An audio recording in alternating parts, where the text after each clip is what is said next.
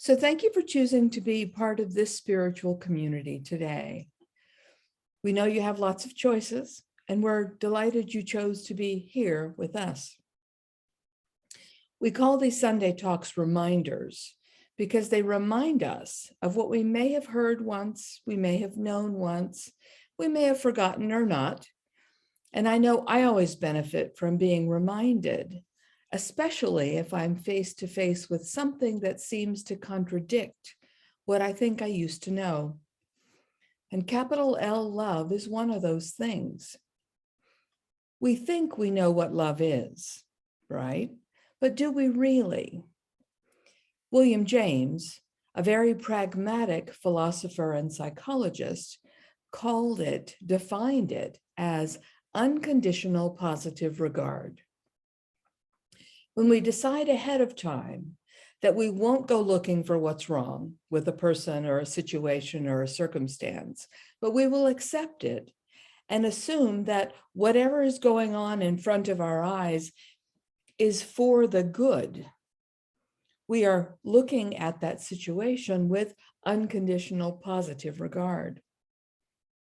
It's not something that comes easily, but it is something that each of us can do. We can make that decision. We can choose to go that way with our minds. So earlier this month, Dr. Christian Sorensen at Seaside CSL wrote this in his daily inspirational post. From Dr. Ernest Holmes, from the poem, the saga poem that he wrote called The Voice Celestial, page 183. Love's essence lies in its own givingness, and naught is whole without this blessedness. And then from actress Reese Witherspoon, there's no bad consequence to loving fully with all your heart. You always gain by giving love. And then from Dr. Christian, love is the great surrender, where instead of leaving you empty, it fills your soul. Mother Teresa said, spread love everywhere you go. Let no one ever come to you without leaving happier.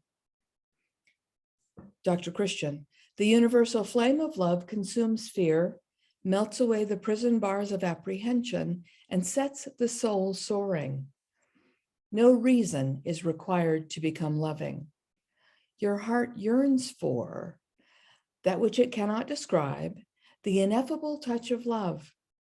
Love becomes you when you become love. Love graces everything it touches.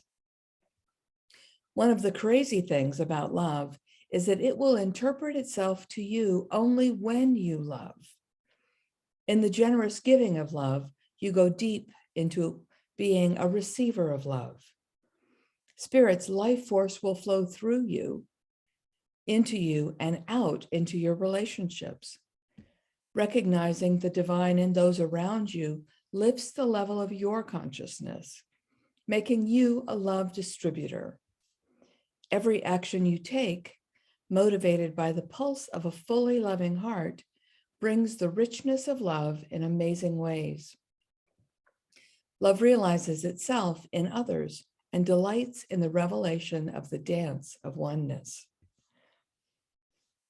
It's so easy to get confused about love and think that love is something we have to receive before we can share it. And we've gotten it all twisted up. Part of our confusion is embedded in the human experience, and part of it is embedded in the collective psyche of humanity. Many of us have been trained and believe we're not capable of generating love on our own, except for those few people who do or should love us back. That's a pretty limiting and limited group. And it's too small when we think about describing the degree and the level of love that we're capable of. In an interview with Kathy Julien in the December 1996 Science of Mind magazine, Dr. Michael Beckwith said, point blank, the purpose of each human on earth was to be a revealer of love. And this is a quote, we are here to love, to perfect, amplify, and express the unconditional divine love of God. How we each do that is up to us. Does being reminded of this truth change how you think about what you do with your life on a day-to-day basis? It might or it might not. Does it change how you interact with people you like and with people you're not particularly fond of? Being love is a different way of engaging in the world. Now, humans don't generally have a lot of experience with being in the place of unconditional love from other humans. Most human-to-human love is quite conditional, and it's dependent on how we cooperate with the other person's expectation of us, and vice versa. How do we even know what unconditional love looks like? Unless we have a dog or have been extremely fortunate in our relationship with other humans, we almost have to create it in our imagination. What does this phrase, God is love, mean to you? Do you believe it? Do you know it? Do you see it in your world? Do you see it in yourself? Maybe, maybe not. If not, how do you interpret that phrase, God is love?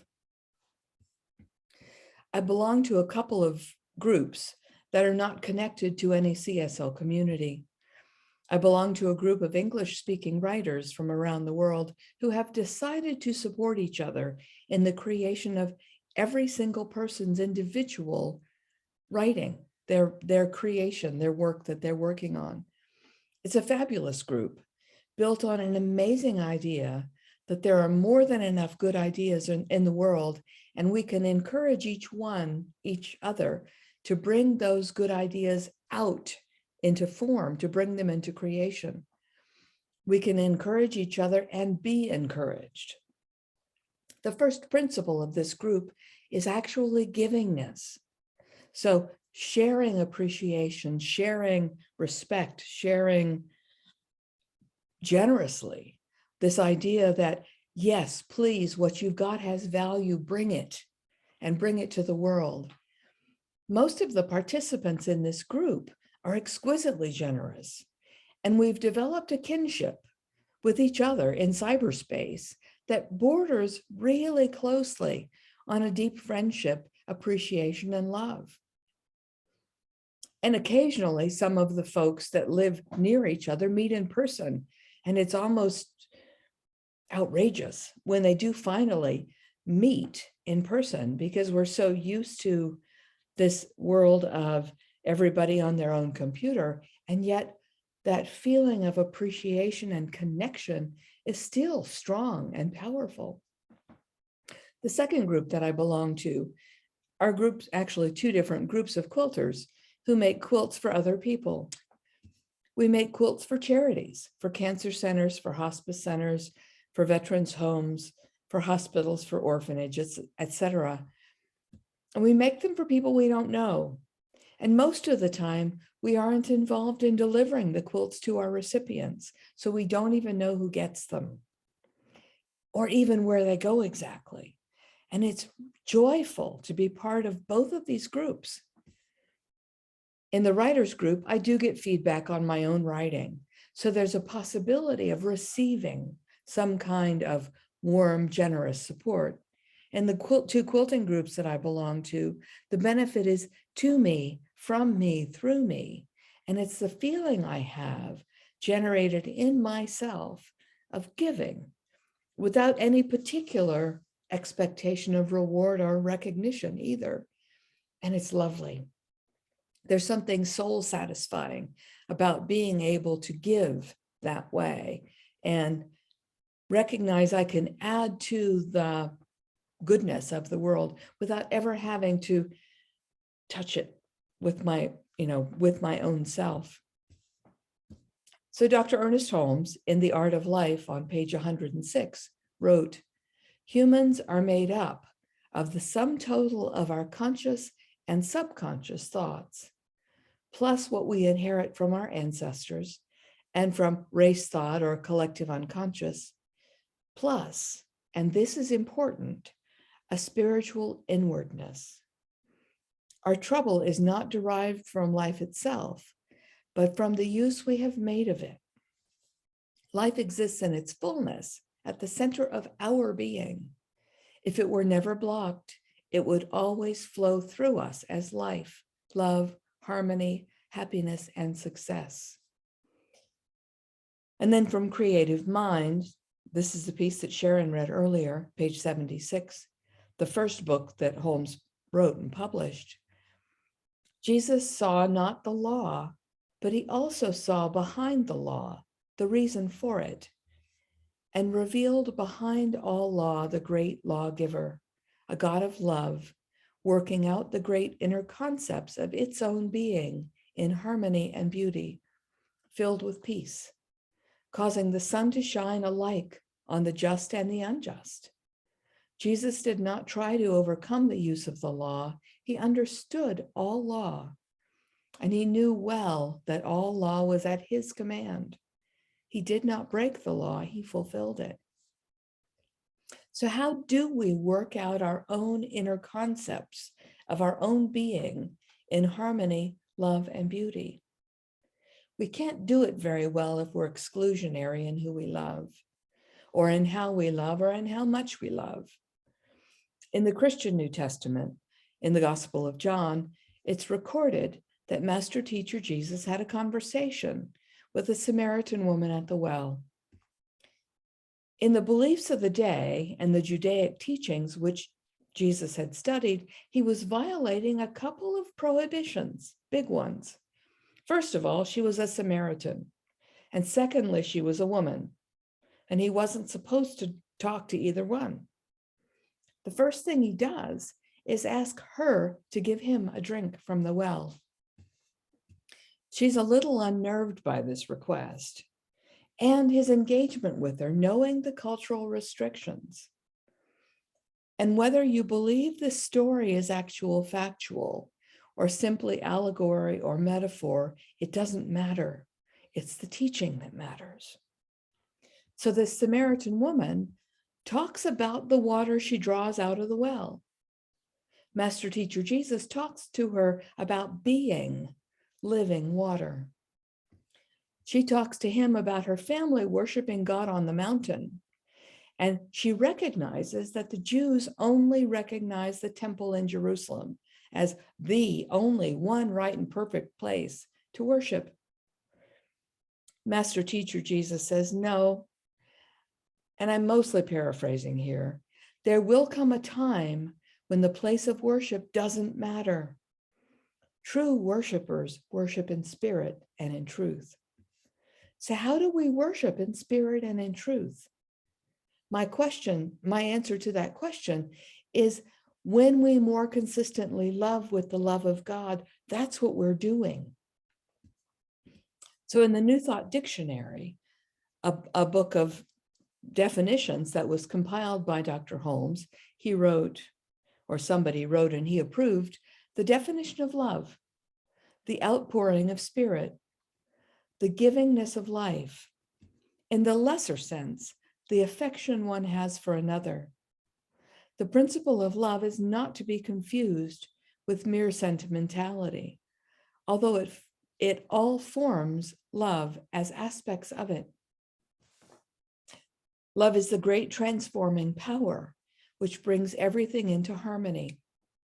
It is a unifying principle, the great creative element, the motivating power of all that is fine and noble in life. A small group of us just this week finished a 5-week book study of Thomas Stroward's creative process in the individual. Stroward wrote in very long, convoluted sentences. And what he said sometimes was stunning in its simplicity. On page 155, he wrote, if we realize the great truth that the kingdom of heaven is within us, that is the kingdom of the innermost of our own being and of all creation, and if we realize that this innermost place is the place of the originating power where time and space do not exist, And I told you he was a judge, right? And therefore, antecedent to all conditions, separate from all conditions, before all conditions, without considering other conditions, then we shall see the true meaning of worship.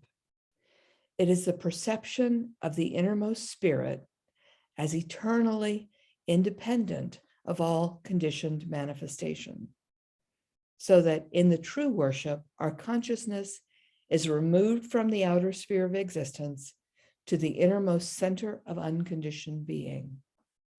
There we find the eternal being of God, pure and simple, as the source of our own being. God in us as love. So there we have it. God as love as us, living in the image and likeness of that divine expression, perpetually trying again and again and again when we fail to live up to our own internalized awareness and understanding of God as love. It has nothing to do with that, what anybody else does or doesn't do or says or doesn't say. Love is entirely an inside job, and you can't do it wrong. And it's ours to do, every single one of us individually, if we choose to take it on. So I want to close with a piece by Persian mystic poet Rumi, Coleman Barks' translation, called Someone Digging in the Ground. An eye is meant to see things. The soul is here for its own joy. The head has one use, for loving a true love. Legs to run after. Love is for vanishing into the sky. The mind for learning what men have done or tried to do. Mysteries are not to be solved. The eye goes blind when it only wants to see why. A lover is always accused of something. But when he finds his love, whatever was lost in the looking comes back, completely changed. On the way to Mecca, many dangers, thieves, the blowing sand, only camel's milk to drink. Still, each pilgrim kisses the black stone there with pure longing, feeling in its surface the taste of the lips he wants. This talk is like stamping new coins. They pile up while the real work is done outside by someone digging in the ground. So there it is. We get to dig in the ground of our own selves, and we get to birth and create and make space for the growth and development of ourselves as love. And we get to do that always. There's no finish line. There's no time or place when we actually arrive. It's the process and practice of doing. So do that. Bless yourself and bless us all. Thank you. So I want to roll on into the prayer. And if I said anything that you want to remember, hold that in your mind while I speak these words of affirmation. Divine love lives as me and lives as all. It manifests through every single being as the life of their choosing, their creation. And every single one of us has not been hampered by our previous experience. Every single one has a new chance, a new opportunity in every moment to create a life of more love, more peace, more joy, more harmony, more goodness, more generosity, and more kindness. This love already lives as us, already manifests as us, already shows up as us. And even though there are plenty of opportunities to decide to see something as not love, that's never the truth, because love is the great guiding factor, that great motivating principle behind all life. So I choose to focus my mind on that higher principle, that greater truth, and I let love live as me. And I know that same truth for and about each individual. Knowing it doesn't have to be a chore. It doesn't have to be a must do, should do, ought to do, whatever. It's an allowing, receiving, and accepting, and a seeing with clear eyes the truth of our own being. I relax into this truth. I let it go and let it be, and so it is.